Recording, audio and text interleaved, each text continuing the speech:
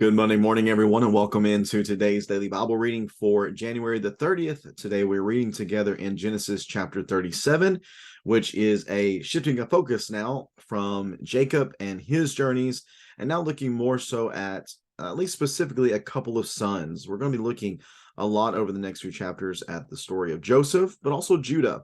These two sons of Jacob are going to be the primary figures within the continuation of the story of Jacob. Really, he is the patriarch, but a lot of the action is carried out by his sons. Again, Joseph being one of the predominant ones within this portion of the narrative, but Judah as well. And Judah because he is the one through whom the blessing is going to come. Reuben, he's out. Levi and Simeon, the second and third born, they're out. So the fourth born, Judah, is going to be the one through whom the blessing and the Messiah is going to come. We're going to see him a little bit active within this particular chapter. We're going to see really some leadership skills that he shows, but then we're going to see him a lot more in the next chapter, in which he really doesn't, he is not cast in a very good light, but it is, again, just a part of the story of Abraham's family. So let's go and get the text of Genesis 37 up on the screen, and we will get to reading here. Genesis 37 and verse number 1.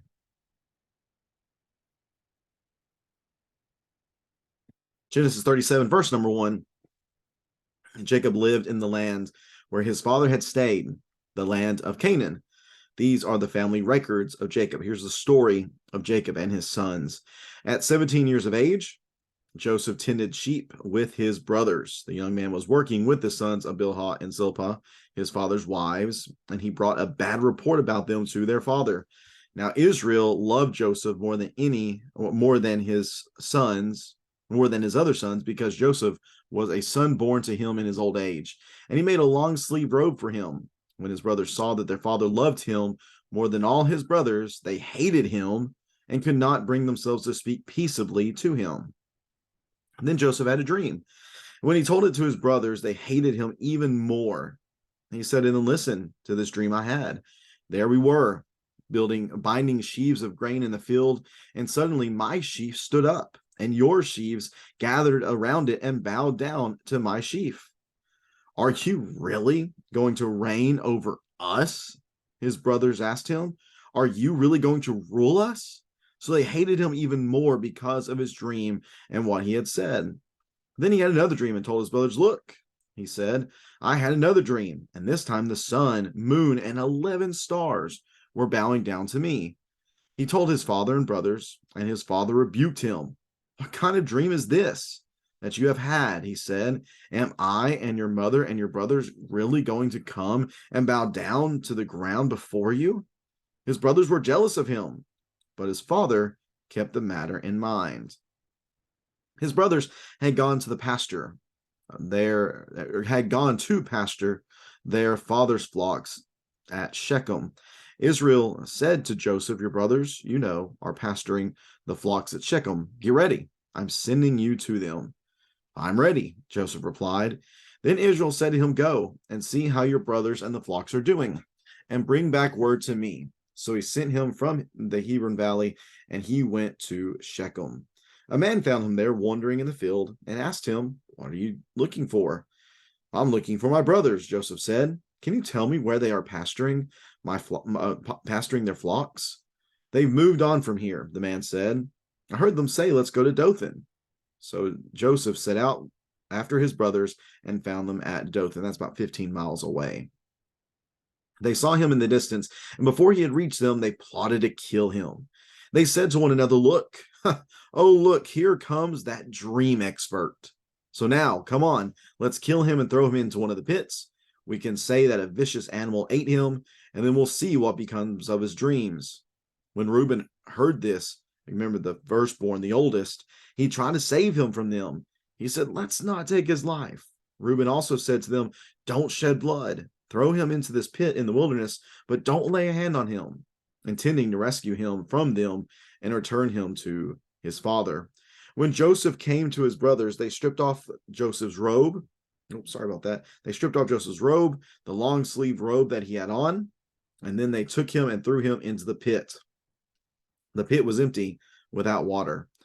They sat down for a meal, And when they looked up, there was a caravan of Ishmaelites coming from Gilead. Their camels were carrying aromatic gum, balsam, and resin going down to Egypt. Joseph said to his brothers, "What do we gain if we kill our brother and cover up his blood? Come on, let's sell him to the Ishmaelites and not lay a hand on him, for he is our brother, our own flesh." And his brothers agreed. Then, or when Midianite traders passed by, his brothers pulled Joseph out of the pit and sold him for 20 pieces of silver to the Ishmaelites, who took Joseph to Egypt. When Reuben returned to the pit and saw that Joseph was not there, he tore his clothes. He went back to his brothers and said, "The boy is gone. What am I going to do?" So they took Joseph's robe, slaughtered a male goat, and dipped the robe in blood. They sent the long sleeve robe to their father and said, "We found this. Examine it. Is it your son's robe or not?" His father recognized it. It is his son's robe, or "It is my son's robe," he said. "A vicious animal has devoured him. Joseph has been torn to pieces." Then Jacob tore his clothes, put sackcloth around his waist, and mourned for his son many days. All his sons and daughters tried to comfort him, but he refused to be comforted. "No," he said, "I will go down to Sheol to my son mourning." And his son wept, or his father wept for him. His father wept for Joseph. Meanwhile, the Midianites sold Joseph in Egypt to Potiphar, an officer of Pharaoh and the captain of his guards. That is Genesis chapter 37. Alrighty, let's check out this text again. The story now focuses away from Joseph, away from Jacob, and now in Israel, his new name, and now focuses much more on Joseph and Judah. Joseph predominantly here in chapter 37. Again, these are the family records of Jacob. This is the story of his sons. He's now where he ought to be in the land of Canaan.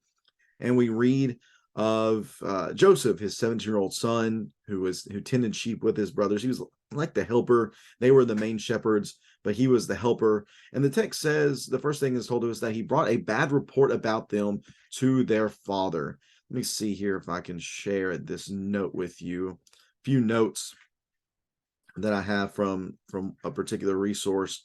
Let's see here. I'll pull this down. This one writer, Walkie, notes that the Hebrew word used for report, it denotes news slanted to damage the victim, and concludes by referring to Joseph as a pestering, tattletale little brother. This word here, the word dibah, is never used in a positive way. It's always used in a negative way. It's always used to bring back something that is bad and not necessarily a proper representation of the reality of the situation. It's actually the term that is used when the spies brought back the report from Canaan. They brought back a dibah. They brought back a bad report. Another writer, Wenham, agrees with this estimation of the Hebrew, saying that it is always elsewhere used in a negative sense of an untrue report. That it is qualified as a bad report would cause it to seem likely that Joseph misrepresented his brothers to his father, and his father believed him, and his brothers hated him for his lies. And then that's why Hamilton translates the word actually as maligned. So whenever we think of a bad report, we probably don't think of it necessarily in any sort of purely negative context. We just say, "Oh, they must have been messing around and Joseph told on them."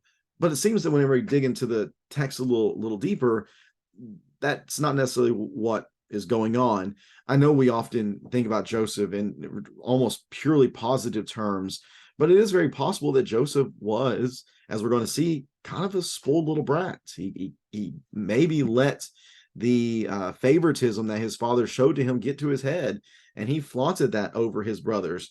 Again, we're told in verse number 3 that Joseph was loved more than any of his sons. He was a son born in his old age. Again, his mother was the favorite, and he was the one born to her. And he was given a long sleeve robe. There's some translation issues there. No, traditionally in the majority of older translations, it's a coat of many colors. That is a viable translation. In fact, on one of these, on my little footnotes here, it could also be referred to as an ornate robe. or again, another one is a robe of many colors. But the main point here, whether it be a long robe, whether it be a colorful robe, it is the fact that it established a preeminent status for Joseph over his brothers. He was more important than they were in his father's eyes. And because of that, they could not bring themselves to speak peaceably to him. The shalom, that the peace between brothers that should have been present between them, was not there. He was not extended shalom. He was not extended peace and blessing. Well, to compound the issue, Joseph had a dream. And when he had this dream, he felt compelled to tell his brothers. Again, there's a few options here. Why did he do this? Why did Joseph tell his brothers the dream? Well, he may have thought that as the favorite, he was kind of untouchable. And he kind of sought to rub in what this dream was. That's a possibility. It could be that he was kind of naive. Again, he's a young man, it seems, and he didn't realize just how much his brother hated him, or how much relaying the dream to them would make them even more mad. Or he might have just been excited for the dream that he had. And again, not understanding the extent of their hatred toward him, he just wanted to share that with him. Or another author, Robert Alter, says that Joseph was kind of a self-absorbed person who just assumed that everyone else would be fascinated with the details of his dream like he was. Regardless of why he did it, him sharing this dream did not bring about a good result, because it's very obvious from the dream that Joseph is showing himself to be, or to have, preeminence over his brothers. His sheaf stands up and their sheaves fall down before him. And the reaction is very strong and, somewhat understandable. Nobody likes somebody who's prideful or trying to rub something in their face. At least that's the way they perceived it. And they say, are you really going to reign over us? Are you really going to rule over us? So they hated him even more because of his dream and what he had said. Well, unfortunately, he didn't seem to learn from their response, because he has another dream. And he tells them that dream as well. I had a dream, and this time the sun, moon, and 11 stars are bowing down before me. But this time his dad hears about it, Israel hears about it, he rebukes him. This is a pretty strong word, probably stronger than just straight up rebuke. It is a sharp rebuke. Sometimes this word is even used to denote screaming. So this is a strong response from Israel. What kind of dream is this that you have had? Am I and your mother and your brothers really going to come and bow down to the ground before you? That's kind of weird, because Rachel's dead. So is he referring to Leah or Bilhah or Zilpah? I'm not really sure. But his brothers continue to be jealous of him, while Israel kept this in mind. I want to note something about this dream. This is the first time a dream has been depicted in Scripture where Yahweh's voice is not heard. It's very interesting to me.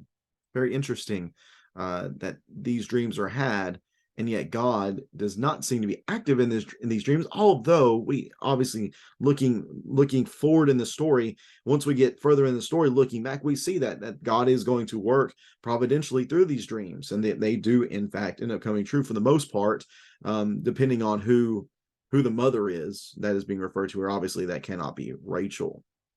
Well, as all this continues on, the story tells us next about Joseph being sent to go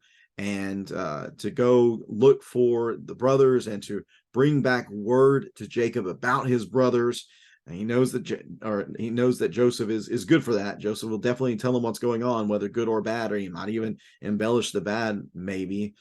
So they take off, and they're in Shechem, which is strange, because last time Jacob's sons were in Shechem, there was a massacre. So for whatever reason, that's where they are. He goes off toward them, runs into a random person in the field.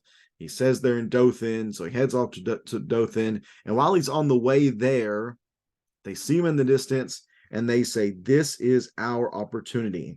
This is our chance to get rid of this dream expert, this dreamer who thinks he's so high and mighty and so important. You know what? Let's just go and kill him. I mean, this is nothing new for the brothers. They have killed many people, and they're ready to do that toward this, or they're ready to kill this favorite son as well. Well, Reuben hears this, and he actually tries to save save Joseph here in this moment. I'm wondering why that is the case. Maybe he just feels like a compulsion to do so because he is the firstborn. Maybe he's kind of like a pacifist, because we go back and read what happened to Shechem, and it doesn't seem as if Reuben was involved in that killing, whereas Simeon and Levi were. But nonetheless, he says, don't show the blood. Let's not take his life. But we're told that he is intending to rescue Joseph for his father. Maybe he's trying to get back in Jacob's good graces after he took Zilpah as his wife earlier. At least he slept with her, is what the text tells us previously. But whenever Joseph got there, they took off his robe. Remember, that was just a symbol of his status that surely they hated. They took it from him. They threw him in the pit. They didn't give him water or anything. It's just a dirt pit that he's now sitting in. And then just to show the callousness of their attitude toward Joseph, they said, down to eat. Like, we've thrown the kid in the pit. We'll figure out what we're going to do with them later. Let's eat. Very little concern, obviously, for the status of their brother at this time. And while this is going on, there's a caravan of Ishmaelites. Later on, they're called Midianites. That's not really a big deal. These traveling people were often referred to as Ishmaelites. They might have ethnically been Midianites, so that's not an issue at all.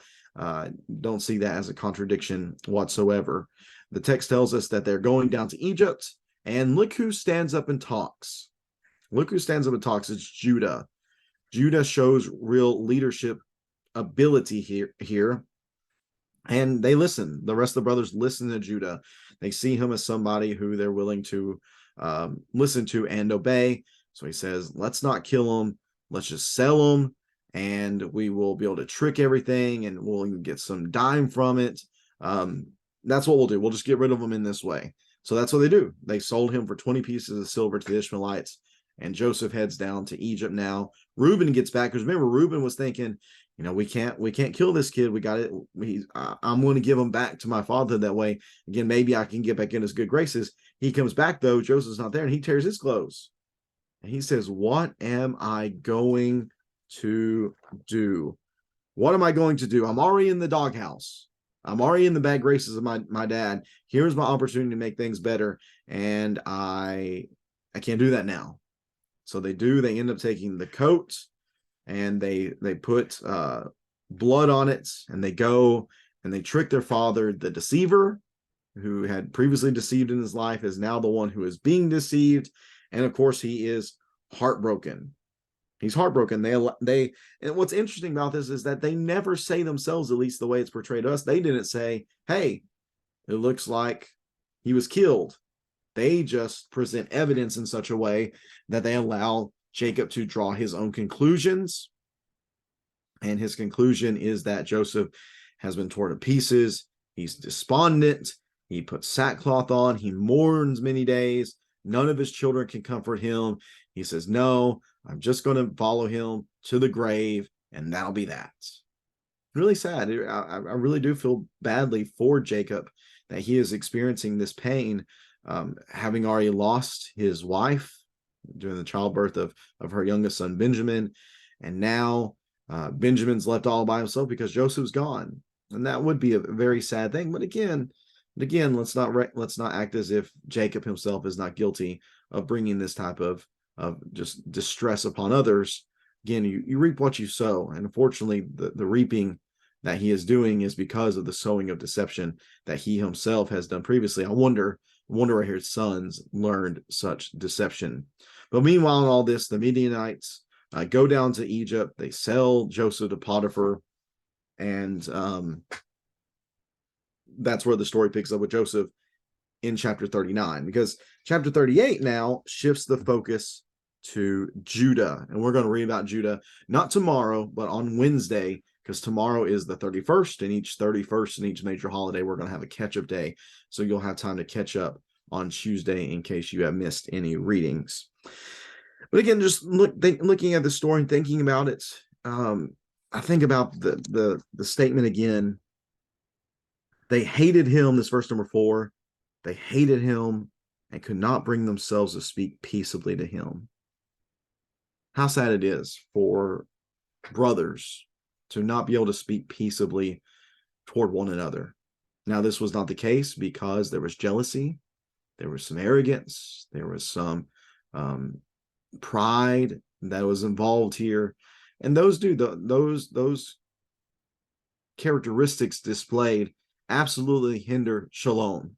They hinder peace. They hinder brotherly love. And that can be true whether we're talking about brothers and sisters, whether we're talking about church family members, whether we're talking about our physical family members, whether we're talking about other people in the community. We should desire to be at peace with others and to be able to speak peaceably to other people. So if there is pride, if there's arrogance, if there's jealousy, if any of that is present within our relationships, we need to get rid of those things.